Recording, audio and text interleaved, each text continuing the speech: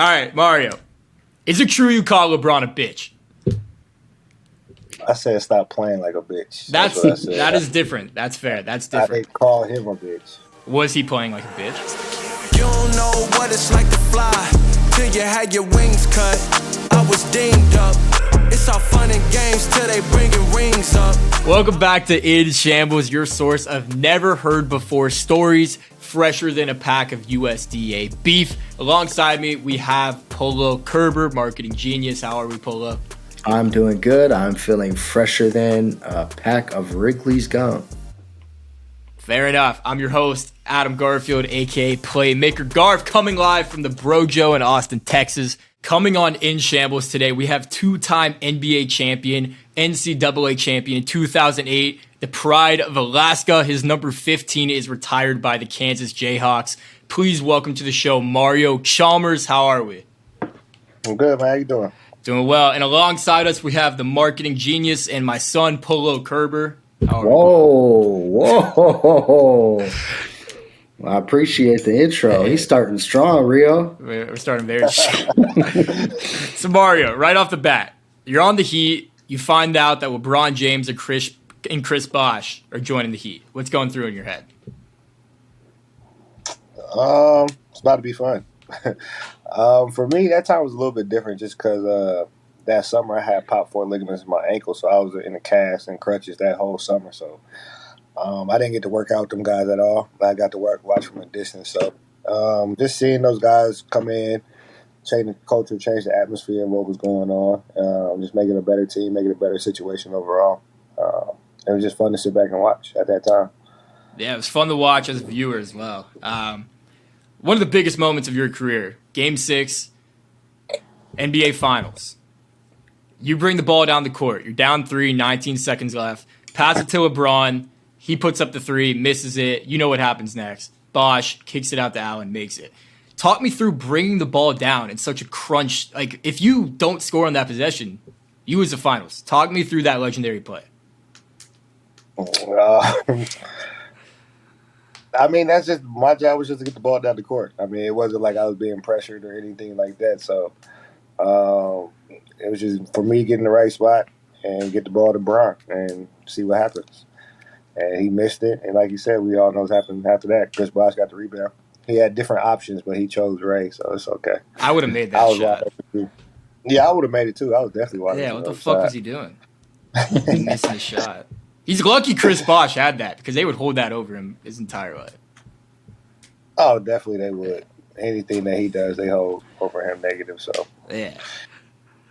In 2014, the Heat put nicknames on the back of the jerseys. You remember that?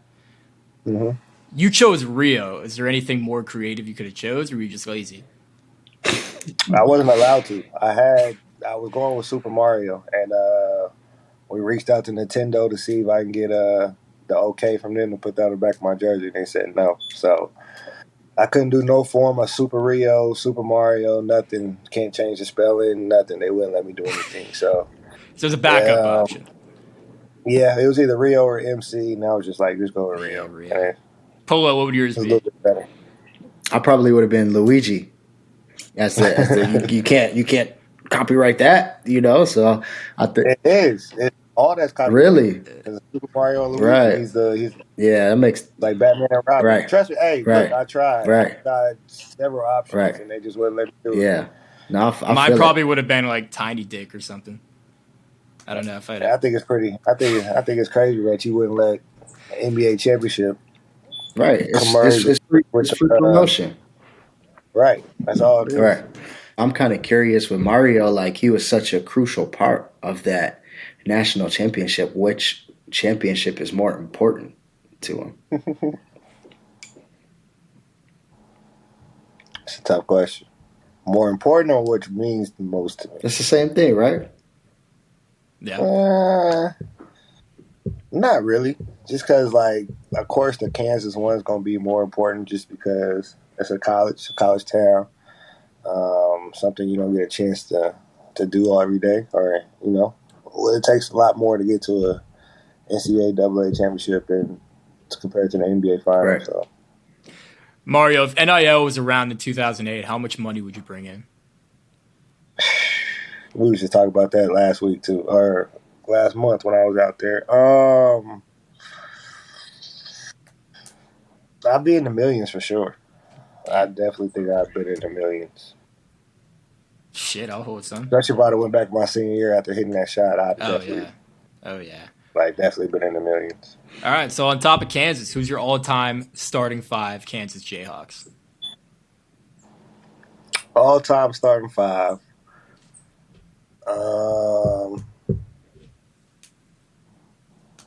That's tough. You got to put yourself there. Yeah, I'm definitely in there. Paul Pierce is in there. The tough one is between Joel Embiid and Wilt Chamberlain at the five. That'd be my tough decision, just depending on what game we playing, what style of play. Yeah. But the other four definitely. I'm gonna go Wayne Simeon. I'm gonna go Paul Pierce, Keith Langford, and me. And then between JoJo and Wilt, one of those. Okay. I like it.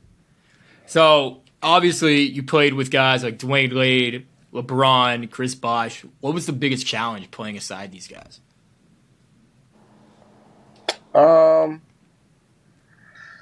The biggest challenge was not being on the court and not sitting there watching and actually still playing the game. When you play with Hall of Famers like that, they do some amazing stuff on the court.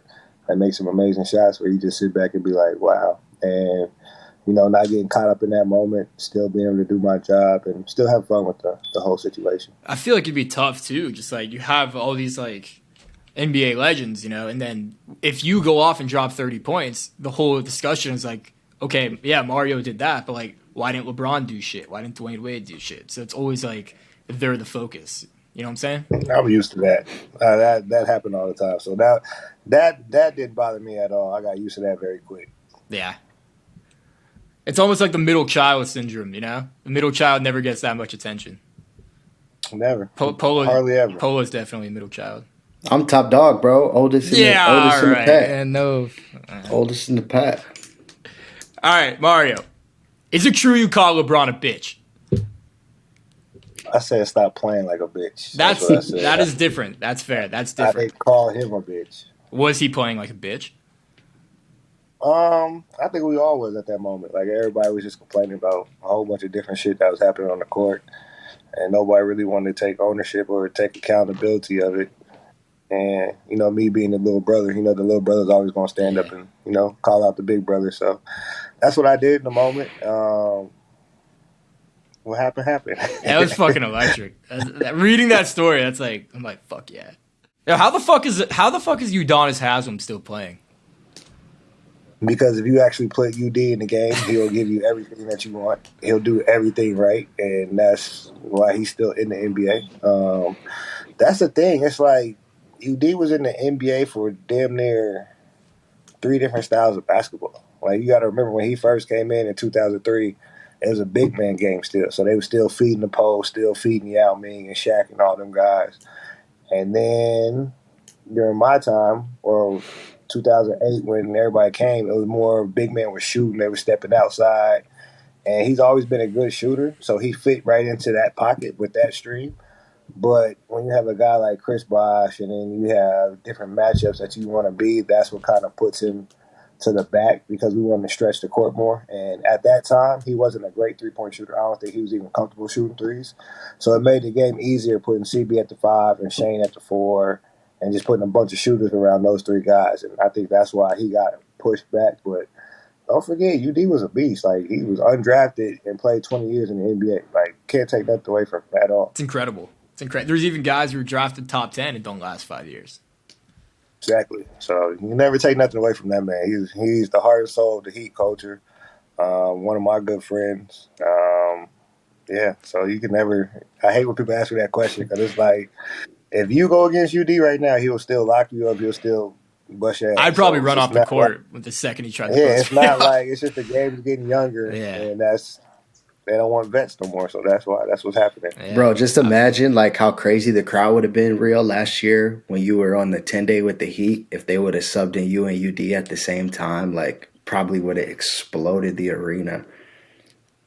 Yeah, we tried. Yeah. I don't know what happened with that one, but NBA is a business. Heat's an organization. They do what they got to do. I gotta write Spolston an angry letter. I'm sure he got a couple of those from a couple of players For already. sure. So. I threw a brick at his window. I don't know if you've been paying attention too much to the NBA this year, but scoring has been off the charts. There's 44 guys averaging over 20 points. What do you think is the reason for increased scoring by players? How hard is it to get 20 points when you're shooting 5 to 10 threes a game? Especially when you can shoot. So, you know what I'm saying? Like, the game nowadays is more possessions, more threes. It's a faster pace, so it only makes sense that the scoring will go up, more people will average more. But it's also a test to, the young guys and how much skill they have, how much work they put in to get to that possession. Because, you can go out there and still make shots in practice, do everything you want in practice, but when that popcorn's popping, you still got to put on a show. And that's what the young guys are doing. They're still putting on shows like that. And I feel like the lack of defense, too. It's like, it's still there, but it's not as, like, up in your face as it used to be. It's different. The rules are different. You can't really touch anybody nowadays. And I mean, it's very hard to be able to trap somebody and get back to a three-point shooter that's 5-10 feet behind the three-point line. So the game's just evolving. So it's just making everything a little bit harder. And in our eyes, it makes it look easier. Gotcha. Something that Polo and I have debated about was Polo said that Michael Jordan is just a product of good marketing. I want to hear your thoughts. I'll let Polo explain what he's saying, and then I want to hear your thoughts on it. Yeah, I got to hear this, Polo. All right, no. So my point is just that Michael Jordan, as far as like the GOAT conversation, right? People make it like he's untouchable. Nobody will ever be better than Michael Jordan. But it's really just like the timing of when he played. Like if you swap Jordan and Magic era-wise, they would say that about Magic because he was coming in like right when the NBA was becoming like this global game. So he got Gatorade, he got the Energizer commercials, he got Ballpark Franks, like all these things. He's just like in everybody's face. So I feel like it's Michael Jordan. But the reason that he's where he is at, and they say nobody else can touch him, is because the era that he played in. I disagree. Why do you disagree? If you look at it, Magic Johnson was the face of Converse. He was. Converse was the NBA back in the day. Right. You can't blame Jordan for being, like you said, in an era where the marketing is different. It's bigger at the time. There's more companies that want to work with NBA players. But at the same time, why MJ is my GOAT, this man went 6-0 in the final. Right. He dominated the 90s, basically. Like, yes, Brown went to 9 straight finals. Jordan dominated a decade, took a break, and only let somebody win 2 rings. Right. I mean, there's only been 3 teams that won a championship in the 90s. From 1991 to 2000, there was only 3 teams that won a championship. Right. And if you go to Bron's area, there's a couple teams. 4 or 5. Right. It's because he was taking L's. But Jordan was also, Larry Bird has said this, bro, that the product of basketball gets diluted in the 90s because all the expansion teams and how the NBA was growing. So you didn't have like Jordan's team is Hall of Famers. When Jordan retired, the Bulls still won like almost 60 games. They still went to the Eastern Conference Finals. So it's like, yeah. So okay. So his team was loaded. That's Pippen. Right. Pippen took the rest. Right. So why isn't Bron being compared to Pippen? Because LeBron was the leader. So was Pippen at that time. Right. Pippen had Pete Myers, Booby Gibson, Zydrunas Ilgauskas, right, Luke Long. Like, so it was kind of that same thing. And Pippen couldn't take them to the finals, but Bron did. Right. So that's why Bron is better than Pippen in that regards. But this is how I tell people. We've had 4 like culture changers in the NBA. Right.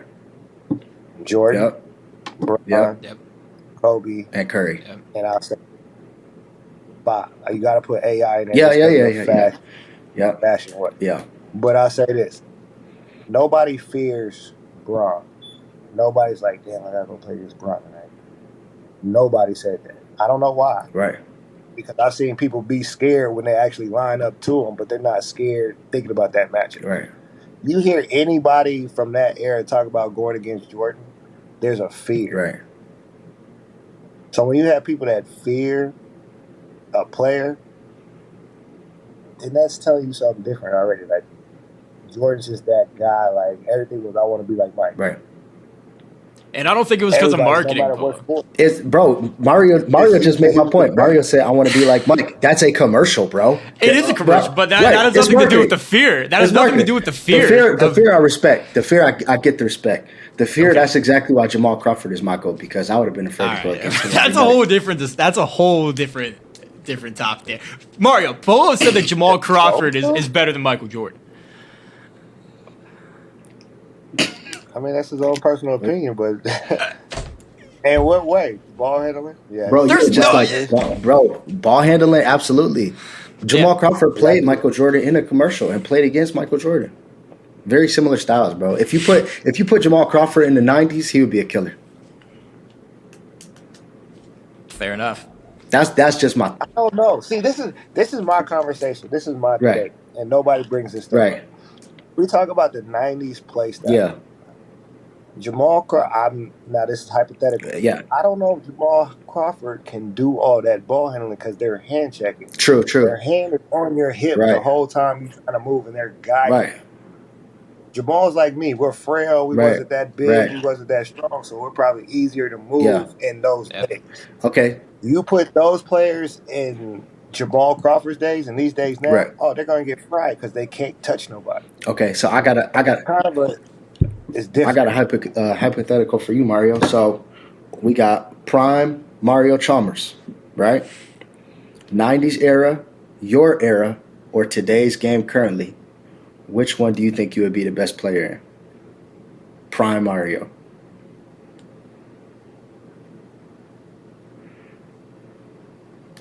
Who my teammates? That's my problem. Same I play with- teammates you had. Yeah. Same teammates you had, but you take your teammates and put them in the '90s, in your era, or currently today in today's game. Everybody at their prime. Which era you want to play in? See, it don't matter because I had D Wade, Bron, and CD. Like, that's not really fair. Right. Like I'm taking them guys in any three of those eras. We're rocking. Right. So any team, But are you the this- best team of all time? The Big Three team. Best team of all time? No, I don't think so. Okay. I can't say Top that. five? I think we were.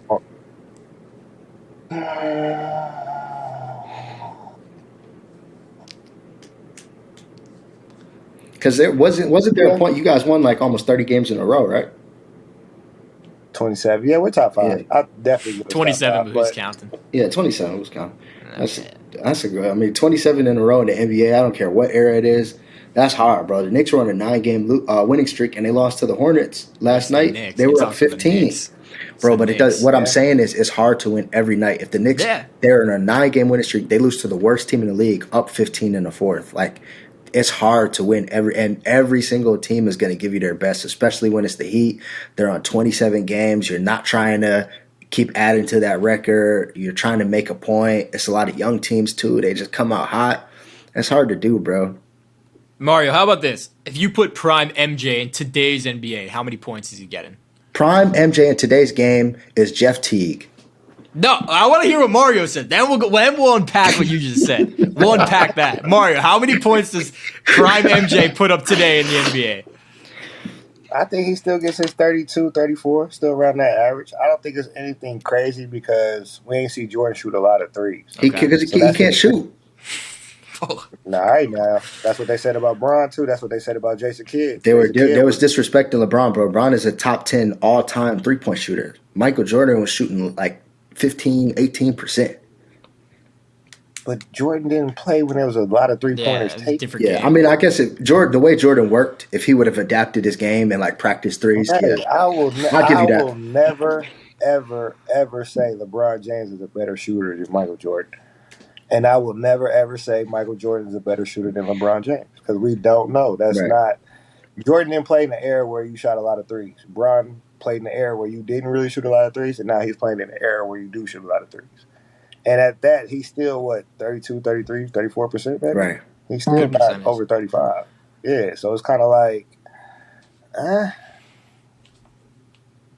tough one. I just feel like I don't know how good Jordan would be in this current era because you see like so many players like Donovan Mitchell, Damian Lillard, like players like that. I feel like they're very like Jordan-esque as far as the way that they play, their play style. So if you put Jordan in this current era, I feel like he would be like one of those guys. So Definitely he's not Jeff Teague now?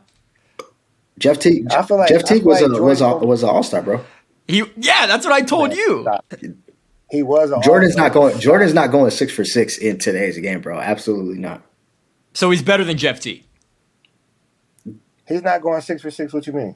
6 rings in 6 tries in today's NBA. It depends who his team is. The same team, bro. That same Bulls team They're not going 6 for 6. with Steve Kerr and them shooting threes. I don't know.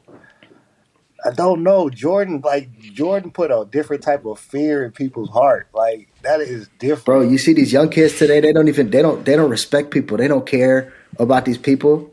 They say they're better than LeBron. There's no fear. Yeah, you have to. They don't guard either. They don't guard. It's a difference of what you say, and it's a difference when you line up Right. and you put Right. them shoes on. We on this hardwood. Like, what's up, Right. man? That's a whole different ball game. Like Jordan's a different beast. Like you look at people like Anthony Edwards, they be like, oh, he has athleticism like Jordan. Right.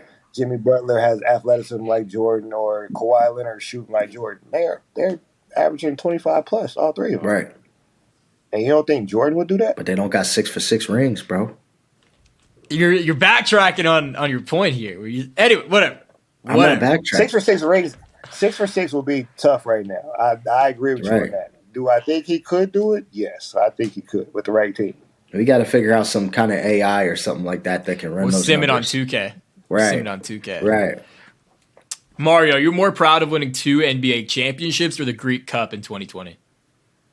2 NBA championships. What kind of question is that, Adam? I don't know. Maybe Greece is a nice country. I'm sure you enjoyed your time there. It's definitely a nice country. It'd be even better if they paid on time, but You play with Dylan Brooks on the yeah, Grizzlies? Memphis. That was my rookie. Oh wow, okay.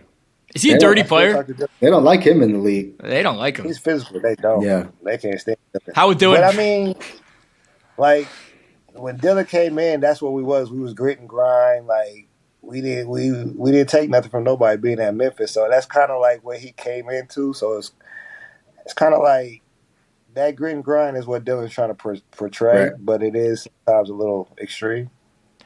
How would Dylan Brooks do in the 90s?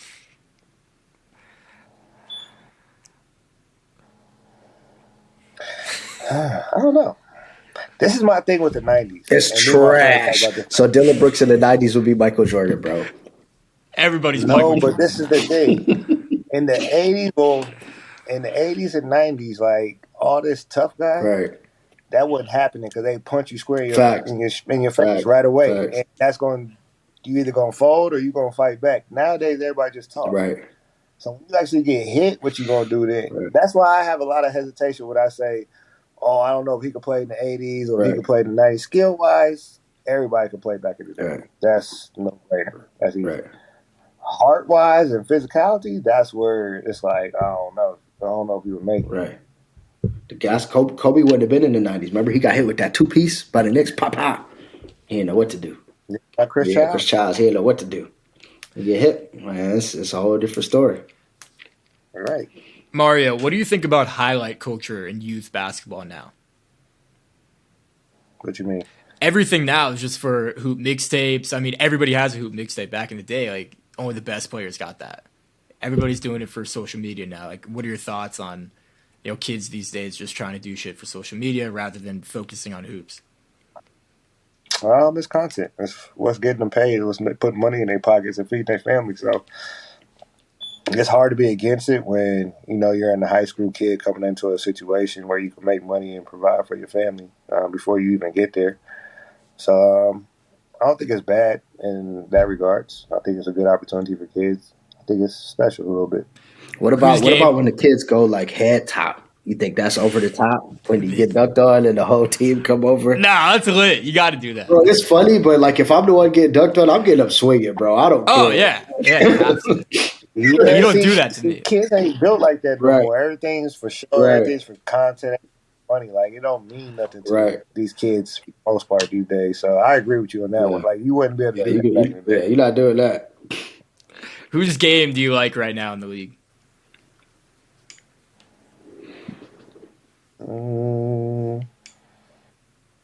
Young guys? Anyone, yeah. But let's go young guys. I'm a Jason Tatum fan. That's my guy right there. I love Jason Tatum's game. Definitely a Kyrie fan. Always been a Kyrie fan. And then I'm a fan of Jordan Poole.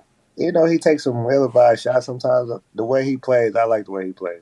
I'm a fan. He's smooth. I respect his ill-advised shots having Curry and Clay on his same team, and that's like two of the probably the two best shooters in NBA history, and you just still shooting however you want. Like I take a lot of confidence, bro. He don't care. That's the factor. He doesn't care. Right. Have you seen the thing about Batty sitting courtside and he plays better when that happens? I ain't seen that. Anytime there's a Batty sitting courtside, Jordan Poole drops off like 40 points. Well, I think that go for anybody, any player that's a Batty sitting courtside.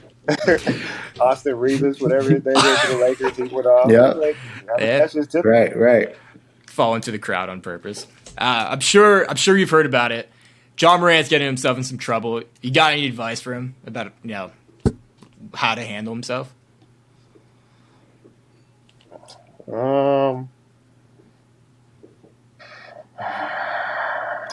Just realize what you do. You're a basketball player. You made it from whatever situation you was in, whatever you came from.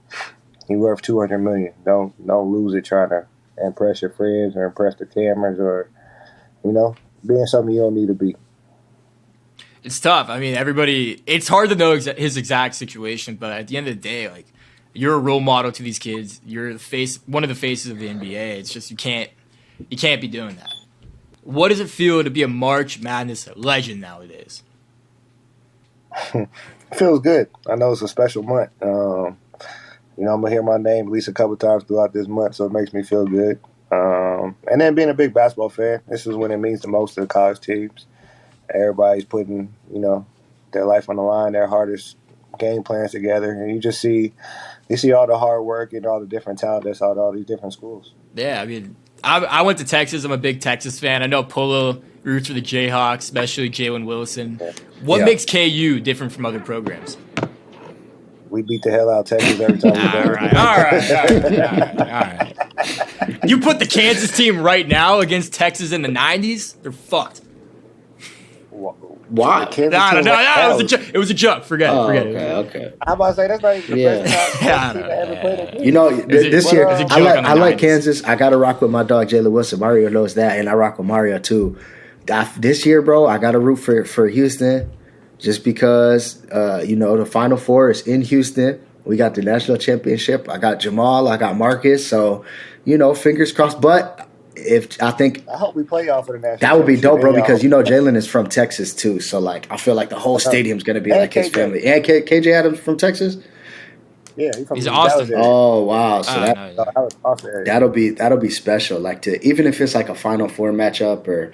But it's hard, like you said. They got to make the Final Four. We got some plans. Yeah, that's the hardest part in college is it's one and done. I feel like in the NBA, it's like no matter what, like the better team, you got a 7-game series, so it's like very rarely is there like an upset. Like you see upsets, but it's very hard. I feel like in college basketball, it's like any given day, especially when you get to March Madness, bro. That's the best thing about March Madness. I love it. I wish that the NBA would have a tournament like that where it's just like one and done, and Like even if it was just like once every like 10 years kind of thing, like not every single year, but just like a very special, like this year we're going to do this tournament and this is how the championship is going to go. Like a benchmark kind of thing. Like when they had the 75th anniversary, they would have did like 75th anniversary, like one and done tournament. And they had that would be insane, bro. Just think about, because you could have the Warriors just get dropped off by the Hornets like on one night just because they get hot, and I feel like that would make such cool moments and highlights. Yeah, maybe for the mid-season tournament. Exactly. What makes Coach Self different at Kansas? He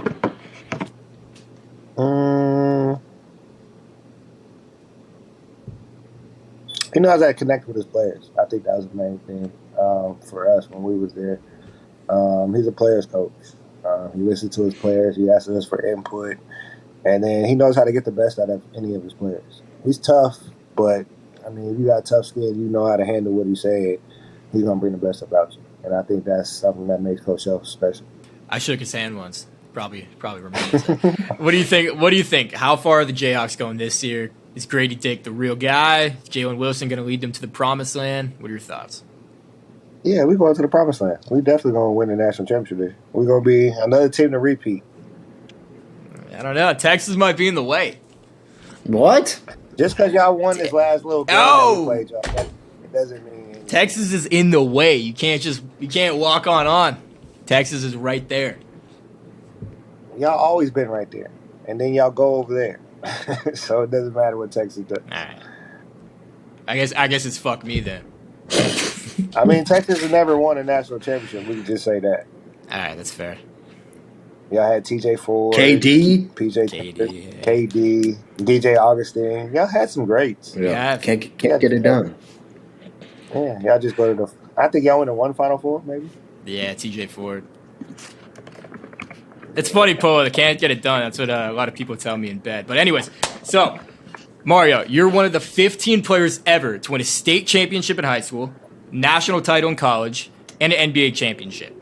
As someone who's lucky to win a 2K tournament in my fraternity, take me through each stage of winning the championship. I mean, what does it feel to win at each level?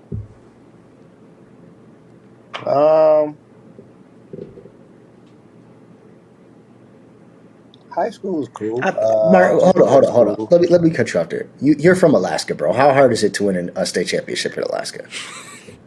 That was very hard. Is it? I mean, especially for me, yeah. It's not like just. Got a lot of schools in Alaska, and they always send players at you. So it's not a cakewalk for people. Yeah, I was in my head. I'm like, I mean, No, it's not a cakewalk like that. Okay. Did Booz win a state championship? Mm-hmm. Okay. I want to know how you got recruited from Kansas. Did they fly when out you're there? in Alaska? How did that happen? Because my sophomore and junior year, I was leaving after the season, which our season ended in March, and AAU started in April. So every weekend from the end of March until the end of school year, I was leaving every weekend to go to California or Vegas or North Carolina playing tournaments. So that's how I really started getting recruited. And then I had one really good summer, and that's when I just took off from there. How did the tournaments, like, what was that competition like compared to, back home when you said Alaska has good ball, but going from that to playing against, like the top recruits in the country every single weekend? It's way different. Going against people that's way taller, way more athletic, faster. It's definitely a collection of more better players when you get to the lower 48. I think that's anytime you leave, your home state or your home city. If you're not in that real grind of basketball, then you're gonna get the best from everybody's state. So that's the best thing about AAU is you get to see the different competition and you get to see how you stack up against everybody else. Nice.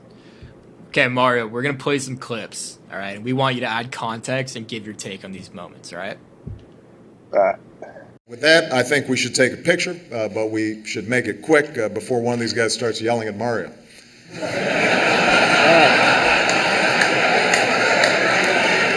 Sometimes it's just a bad pass, guys. It's not Mario's fault.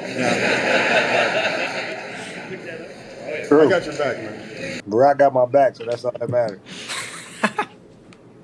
Did he like dap you up in private after that? Or? Yeah, he said he always got my back. If I never did it, call him.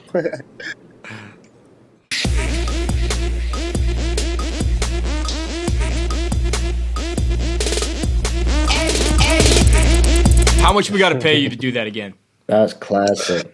A lot, because that's a classic moment. Can never be repeated. That's I love how did that even happen? Like, who was just like sitting in the locker room one day, like, "Yo, we should do this."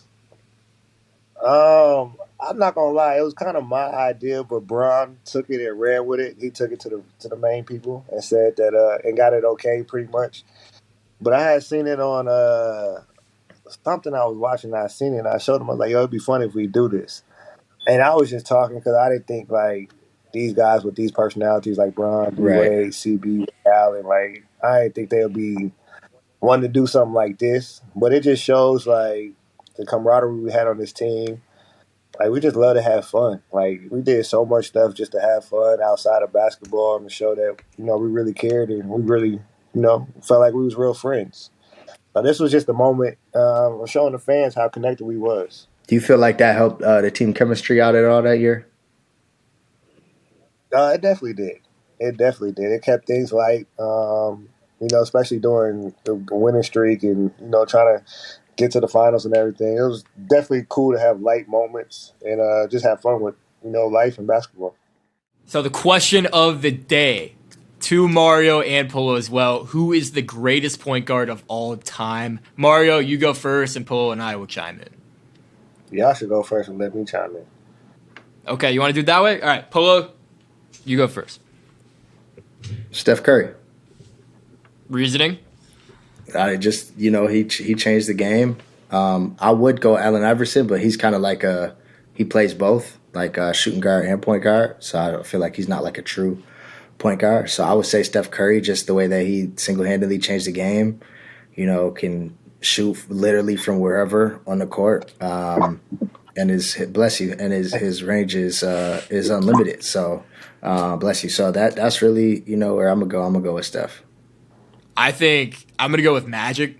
Can't deny his greatness and what he was doing on the court. His impact on the game was I crazy. love He might Magic. not have changed the game. No, he didn't. I love Magic. I told you he was better than Kobe. All right, we're not even getting into that right now.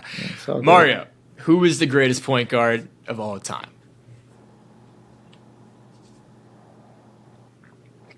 I'm gonna have to go Magic. I think Magic. My thing with Steph Curry is, yes, he plays point guard, but he's a shooting guard.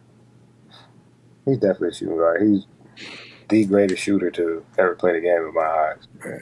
But at the same time, do we see Steph Curry actually coming down, getting to a pick and roll and setting up and knowing that next player is going to be there and open for a shot?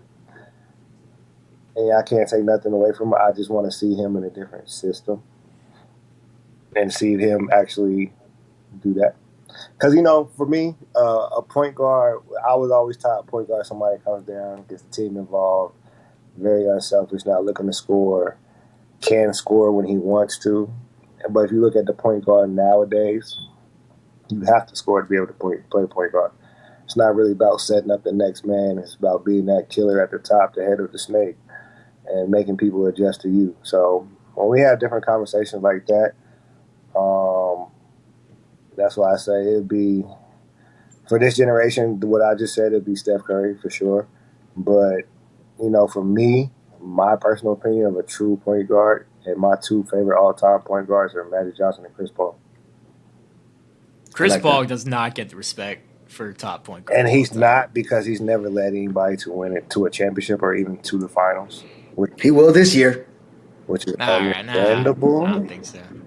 He will this year. All right, so jumping into Garf's top 5. All right, ready for this? Top ready. 5 rarest names in the NFL. Okay. Number 5, DeForest Buckner. Yep. Who's named that? Number 4, Ndamukong Suh. I can't believe that's a real No first one's name. named Dominican. Yeah, I doubt that's actually a first name. Number 3, Tua Tagovailoa. It's not even his full name. It's not even worth me trying to say it because I'm going to fuck Yep. it up. Number 2, Rock Ya-Sin. I know you're a fan of this one. I like Rock. What's number 1? You ready for this? I'm ready. Equanimous St. Brown. What the fuck is that? That is not a real name. Find one person who has that name, and I will give you $1 million on the spot, Polo. I can't. I haven't heard that ever. Even his brother's name, like Amon-Ra St. Brown, that's a pretty rare name as well. Yeah, but Equanimous. I'm disappointed you left Julio Jones off the list, bro. Yeah, Julio, he might have been snubbed. He might have been snubbed. His first name is Quintores Lopez. Might be snubbed. Who knows? Could be a UDFA signing. That's the biggest snub of all time, bro. Quintores Lopez Jones. I don't know. Might be Napoleon Kerber. Might be Napoleon Kerber. That's pretty rare too. There's only so many Napoleons, but you know what? Like Napoleon Dynamite kind of put the Napoleons like more on the main frame. Who's in shambles, ladies and gentlemen? The Baltimore Ravens are in shambles. Polo. They are disrespecting Lamar Jackson. Agree or disagree? I agree. They are disrespecting Lamar Jackson. I've never seen an MVP of the NFL get treated this way. I don't know if it's the whole he doesn't have an agent thing, or if it's just the team just not really respecting what he's done for the organization. But I'll tell you this, if they do not do right by Lamar Jackson, they will become a cursed organization, bro. They will, and it's the way they're handling their star player. It's going to deter free agents from ever going to sign and play with Lamar. I mean, if you can't even take care of your starting quarterback, MVP quarterback, literally changed your franchise, right? And you're essentially saying "fuck you." Look, it's reported that the sides might be at least $50 million off. I get what they're doing in the fact that, like, okay, go get that deal from someone else and we'll match it. They're kind of like, you're not going to get it. But it shouldn't even come to that. It should not come to the fact where, like, Lamar Jackson is going to other teams. Like, you clearly don't respect your starting quarterback enough. This is why I like the NHL version of free agency a little bit, because you actually have court and they go through an arbitration and there's juries and they listen to the team's argument and the player's argument, and then they figure out, okay, this is what you're going to get paid. So with Lamar not even having that representation, he's almost seeing that. Like, he's seeing that this is why the team doesn't want to pay him, and this is why they don't feel that value. Usually when you have the agent, there's like that layer in between you guys, so the agent can kind of let you know softly, like, hey, this is kind of where they're at. And then even same with the teams, they have the analytics to be able to show this is why Lamar is worth what he's worth, and this is what he's done with the team, and they don't have that right now. So I don't know if they'll necessarily get to a point where they're on the same page. And I think if you give him a competent GM who actually understands his players, understands how to draft good players, they can win the Super Bowl easy. That's my thoughts on that. 1,000%, bro. 1,000%.